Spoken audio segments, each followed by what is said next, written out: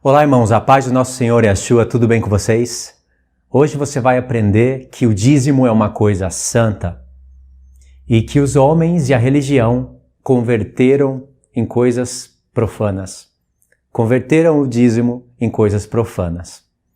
Irmãos, o assunto do dízimo é um assunto totalmente espiritual, embora ele tenha uma base literal. É um assunto que muitas pessoas, na verdade eu acho que a maioria das pessoas ainda não tem conhecimento. Muitos irmãos já aprenderam que o dízimo é pertencente à antiga aliança e que na nova aliança não tem cobrança de dízimos. Mas muitos desses irmãos que perceberam isso, já é um bom caminho andado, eles ainda não perceberam que o dízimo, na verdade, ele é muito mais do que algo que se inicia lá no tempo da antiga aliança e simplesmente para. Ele se inicia como sombra e ele vem para o nosso tempo como uma realidade. Deus sabia de todas as coisas, sabia como os homens iriam usar o dinheiro, Deus sabia como os homens iriam ensinar isso para a igreja, mas Deus também deixou reservado na sua palavra grandes coisas a respeito desse assunto. Eu sei que muitos irmãos ainda têm dúvida, muitos irmãos talvez estejam congregando ainda em outros lugares e não sabem o que fazer. Está dando dízimo por motivo de consciência, mas no fundo tem dúvida. Não sabe se tem que dar ou se não. Então, através desse vídeo vai ficar bem claro para você que você não deve dar o dízimo, em hipótese alguma. Nem que se o pastor for um pastor bom. Porque o dízimo é uma coisa santa, pura diante do Senhor. Não é essa coisa profana que é ensinada nas igrejas. Toda vez que você ouvir a palavra dízimo, lembre-se também dessa palavra, primícias. Dízimo e primícias estão relacionados. Nunca se esqueça disso. Tem muitas pessoas que estão dando dízimo e nem sequer conseguem associar dízimo com primícias. A revelação desse assunto está à disposição para qualquer filho de Deus. Qualquer um. Qualquer pessoa que tenha uma Bíblia, que tenha um aplicativo de busca e que faça pelo menos 2 horas de pesquisa. A revelação está para todos. Se você tem uma Bíblia, tem um aplicativo de pesquisa e você tem vontade de estudar a palavra de Deus, tem vontade de obedecer com entendimento, você já poderia ter pleno conhecimento sobre esse assunto. Agora, se você quiser se aprofundar mais e conhecer a plena revelação do assunto, aí precisaria de, no máximo, 1 semana de estudo. Não precisa mais que isso para você aprender corretamente o que é o dízimo na palavra de Deus. Então, eu separei aqui alguns estudos. Eu separei aqui, nós vamos estudar isso em 4 passos. Na verdade, em 4 etapas. Aí na primeira etapa, eu vou deixar tudo isso daqui para vocês no comentário fixo. Então, lembre-se de olhar no comentário fixo, ali vai ter todos os textos que você vai poder usar. Na primeira etapa, eu vou colocar as 3 vezes em que a palavra dízimo aparece em sequência. Gênesis 14, Gênesis 28 e Levíticos 27. São as 3 vezes em que a palavra dízimo aparece na sequência. A palavra dízimo aparece antes do Sinai e depois do Sinai. Tanto antes como depois, a revelação espiritual e eterna é a mesma. É claro que depois do Sinai vai ter muitos acréscimos da parte do Senhor, mas o princípio vai ser o mesmo. Na segunda etapa, nós vamos ver a palavra primícias. E aí eu separei também 3 passos. Na primeira etapa, 3 passos. E na segunda etapa, 3 passos.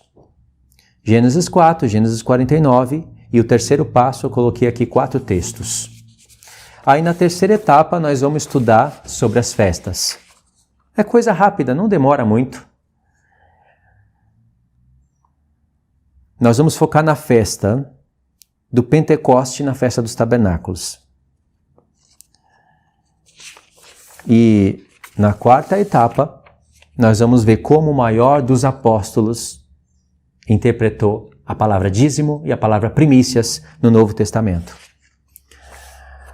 Então, irmãos, vocês vão seguir esses passos, vocês vão anotar esses textos, vocês vão ler e verificar e vocês vão comprovar a grandeza desse assunto e como muitos pastores, muitas pessoas, ainda que sinceros no coração, alguns deles, a minoria mesmo, ainda que com sinceridade no coração, estão fazendo de maneira errada e, além de estar bloqueando a revelação da palavra dízimo, da palavra primícias, na mente de muitos irmãos. Então vamos fazer assim. Separei aqui os papéis que nós vamos usar. Irmãos, a palavra dízimo, antes da gente começar a ler, a palavra dízimo e primícias, eles são entregues 3 vezes ao ano. E isso é na temporada das festas. Por isso que dízimo, festas, as 2 casas de Israel, ressurreição, esses assuntos estão totalmente ligados, não tem como desconectar um do outro. Ainda que você conheça as 2 casas de Israel, ainda que você conheça as festas, pode ser que você não conseguiu relacionar isso com o dízimo ou com as primícias, mas está tudo relacionado, está tudo bem conectado. Então, havia a entrega de dízimos 3 vezes ao ano, e isso nas festas. Dentro de 7 festas, Deus escolheu 3 festas para que o povo se encontrasse no templo em Jerusalém, futuramente quando o templo fosse estabelecido em Jerusalém, se encontrassem no templo 3 vezes ao ano e eles não poderiam comparecer ao Senhor de mãos vazias, teriam que trazer os seus dízimos, ou seja, as primícias. Quando alguém entregasse o dízimo para Deus, no tempo do Antigo Testamento, na Páscoa, no Pentecoste, ou podemos falar primícias, e na festa dos tabernáculos, essas pessoas, ao entregarem o dízimo, elas estariam dando as primícias, os primeiros frutos da terra, os primeiros filhos das vacas, dos bois, de todo qualquer tipo de animal que fosse oferecido ao Senhor como sacrifício, os primeiros. Isso seria primícias, e ali a 10ª parte disso daí seria entregue para Deus. Cada família deveria fazer isso 3 vezes ao ano. Como que é o assunto do dízimo hoje? 12 vezes ao ano? 12 vezes. A Escritura fala de 3 vezes e hoje foi convertido em 12 vezes. Por que Deus escolheu os primeiros frutos da terra, frutas, legumes, os primeiros? E por que Deus escolheu os primeiros animais, os que nascerem primeiro, para ser entregue para Ele? Por que Ele escolheu isso, irmãos? Deus poderia ter recebido do povo prata, bronze e ouro. Lá naquela época tinha prata, bronze e ouro. Para edificar o tabernáculo foram usados prata, bronze e ouro. Mas Deus não queria prata, bronze e ouro. Ele não queria dinheiro, moeda. Ele queria os primeiros frutos da terra. Animais, os primeiros, os primeiros que nascessem, e sem defeito. Tudo isso iria apontar para uma só realidade no futuro, para o Messias. E como o Messias tem um corpo, iria apontar também para o seu corpo. Porque Cristo é as primícias e nós seremos apresentados para o Pai como primícias. E é Cristo que nos apresentará ao Pai. Porém, Ele deu esse trabalho distribuído na igreja. Assim como Ele bendiz todas as famílias da terra, Ele distribuiu essa bendição para a igreja. A igreja trabalha abençoando todas as famílias da terra. Quando você foi bendito um dia, quando você foi abençoado por intermédio de alguém que te pregou o evangelho. E esse alguém foi abençoado por alguém. E assim, a semente de Abraão, que é Cristo, e a igreja, vão bendizendo todas as famílias da terra. Então, Cristo vai entregar as primícias para o Pai. Essa é a revelação da palavra. Então, se os dízimos na antiga aliança eram entregues na temporada das festas, e as festas são usadas como tempos determinados, como tempos santos, coisas santas diante do Senhor, e os elementos que Deus pede são primeiros frutos da terra, os animais sem defeito, e toda essa sombra iria apontar para uma realidade no futuro, como que pode o dízimo ser convertido em dinheiro? Não faz o menor sentido. As pessoas, e muitas delas sabem que as coisas da antiga aliança apontariam para Cristo no futuro. Como aio, como condutor para nos conduzir a Cristo. Toda a lei serve de condutor para nos conduzir a Cristo. Jesus morre justamente no dia da Páscoa, dia 14 do mês 1. Ele ressuscita justamente nas primícias, ao terceiro dia. O Pentecoste cai justamente no dia 50. Páscoa e Pentecoste já tem entrega de dízimos. E a festa dos tabernáculos fala de milênio, também tem dízimos. Como que pode os dízimos serem convertidos em dinheiro? Essa é a realidade? Deus pedia animais sem defeito, os primeiros frutos da terra, comparava esses animais sem defeito ao povo dele, comparava os frutos da terra, comparava Israel como primícias da sua colheita, para que no tempo de Cristo, na revelação que o Filho de Deus traria, essas coisas fossem convertidas em dinheiro. Olha só a porcaria dessa interpretação. Não dá raiva? Dá raiva porque uma coisa é tão santa, tão pura, foi convertida em dinheiro. É de ficar indignado isso daí. E acaba ocultando toda a revelação no que diz respeito a isso. Então, irmãos, o meu desejo é que vocês conheçam a verdade e que essa verdade liberte vocês plenamente. O assunto do dízimo é uma coisa pura, santa, e deve estar separado do profano. Deus não quer dinheiro de ninguém. Com certeza, Ele quer que você ajude na obra, contribua, seja generoso, mas não que dê o dízimo em forma de dinheiro, dizendo que você está dando dízimo, seja o antes da lei, aquele de Abraão e de Jacó, seja o dízimo da lei de Malaquias 3, capítulo 3, do verso 8 ao 10, seja qualquer dízimo. Você já ouviu falar pessoas que dizem que dão o dízimo porque amam a Deus? É em forma de amor? Você já ouviu pastores pregarem isso? Que quem dá o dízimo prova que ama a Deus? Vocês já viram pessoas falarem que o dízimo, quando você entrega, você está deixando de ser avarento? Já viu isso?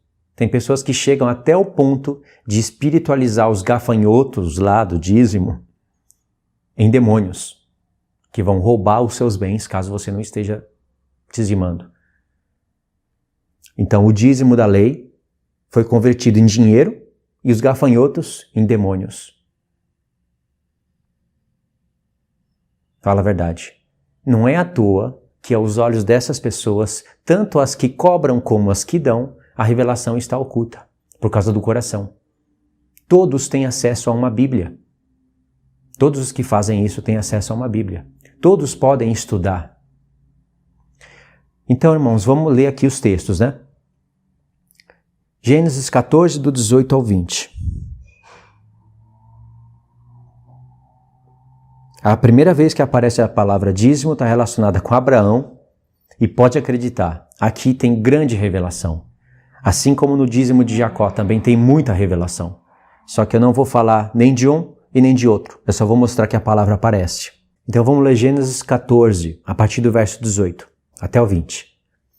Melquisedeque, rei de Salém, trouxe pão e vinho. Era sacerdote do Deus Altíssimo. Quando ele saiu ao encontro de Abraão, quando Abraão estava voltando da guerra, Melquisedeque veio ao encontro e trouxe pão e vinho.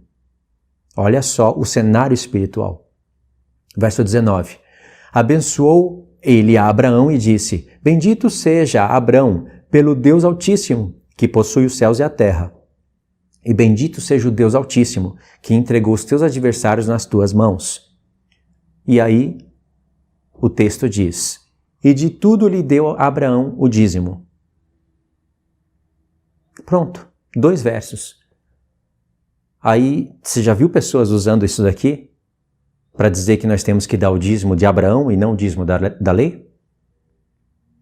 É o dízimo de Abraão que tem que dar. Agora, as perguntas. Quem que é Melquisedeque? Abraão deu o dízimo do quê? E o que Melquisedeque fez com esse dízimo? São perguntas que essas pessoas não querem nem saber. Eles dizem que aqui o que recebeu dízimo é um ser eterno, então o dízimo de Abraão é superior ao dízimo da lei, então nós teríamos que dar o dízimo de Abraão. Irmãos, é uma interpretação profana. Profana essa interpretação. E a revelação está no contexto. O contexto seria você ler Gênesis 14 inteiro, meditando, prestando atenção no que o escritor de Hebreus falou no Novo Testamento em relação a esse ponto, e depois ler Gênesis 15, quando Deus vai fazer as promessas para Abraão. Porque as promessas que Deus fez a Abraão foi baseada nesses atos aqui. Deus se agradava muito de Abraão. Então essa foi a primeira vez que apareceu. Vamos ver a segunda, Gênesis capítulo 28.